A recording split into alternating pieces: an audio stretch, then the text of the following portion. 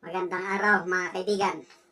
Ito, may nangyayaring hindi maganda sa Presidential Communications Office. I don't know anong dahilan nito, natataranta na, nagkakabukingan na, o dahil sa mga kapalpakan ba. Ito, post ni Tio Moreno. Mayroong memorandum na ipinost niya dito.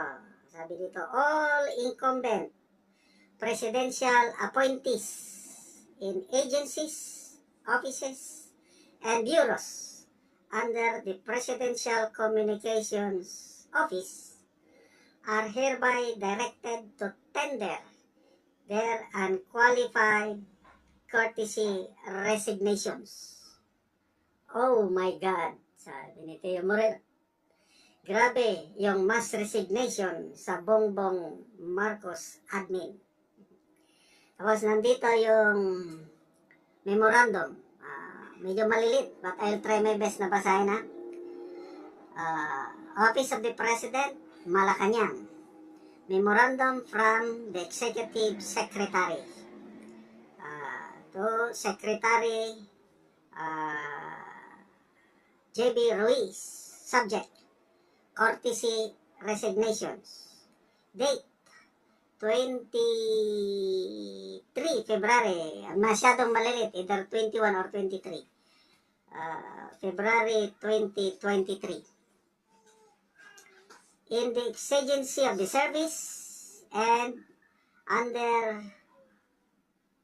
in order to give the PCO Secretary a free hand in performing his duties and functions, all incumbent presidential appointees in agencies, offices, and bureaus under the PCO are hereby directed to tender their unqualified courtesy resignations subject to existing laws, rules, and regulations. The courtesy resignations shall be submitted to the PCO Secretary not later than 28 February 2025, Friday, kahapon. The above directive shall apply to presidential appointees in agencies, offices, and bureaus under PCO whose appointments are not permanent, and all presidential appointees in GOCCs attached to PCO whose appointments are in acting capacity, as well as those who are in head-over status. So, masyadong malilit. Until any action is taken by the President and or the undersigned, or such courtesy resignations,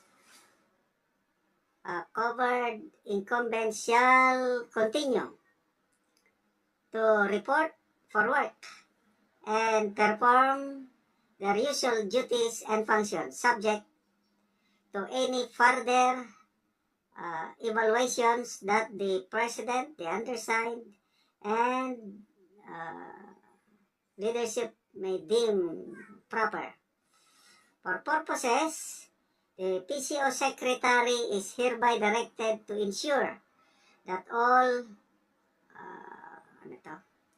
personnel, anyway, basta by authority of the President, signed the Executive Secretary. So yan, signation sa PCO, ano pa? Yun din sa DOTR, yung na-vlog ko na kahapon.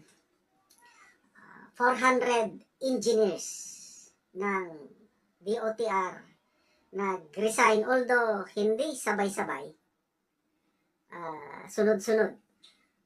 And of course, yung undersecretaries and assistant secretaries ng DOTR, pinag-tender din ng courtesy resignations. Iba naman itong mga engineers dahil kusa talagang umalis. So, bakit kusang umalis yung mga engineers ng DOTR? Delayed daw ang sweldo. Nako, so, ang dami, yung 400. Maaapektuhan ang Build Better More infrastructure projects sa kakulangan ng engineers sa DOTR. Then, balik tayo sa PCO. Ano ito? Parang cleansing. Kasi ang mga unang nag-resign dyan is yung si Daphne, yung parang press briefer. Yeah, siguro itong si Miss Daphne, yung magaling na ako, maraming bumibilib dito kay Daphne dahil nag-resign, effective January ata. Kaya siguro hinire nila itong si Claire Castro kapalit ni Daphne. I'm not sure. Meron pa yung Director General ng broadcast system, yung Radyo ng Bayan, nag-resign din. Anyway, sana sa ikabubuti ng serbisyo ng gobyerno, itong ganitong pinagre-resign, sana mapabuti ang serbisyo ng Philippine Communications Office.